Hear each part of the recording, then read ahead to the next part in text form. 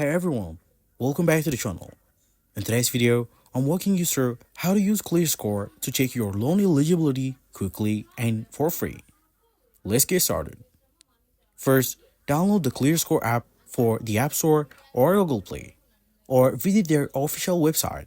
Sign up for a free account. You will need to provide some basic personal and financial details to get started. Once you're logged in, you'll be on your dashboard with your credit score and report. Navigate to Offers or Loans section, where Clearscore shows personalized loan recommendation based on your credit profile. Click on Check Eligibility for any loan offers that interest you.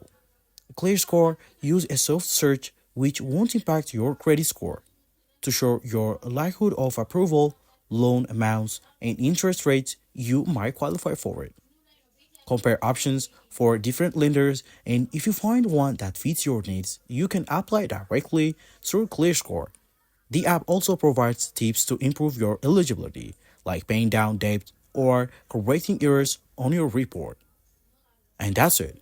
You've just used Clearscore to find loans offers tailored to your financial situation.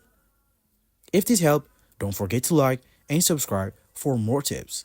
And let me know in the comments if you have tried Clearscore before. And thanks for watching, and see you in the next video.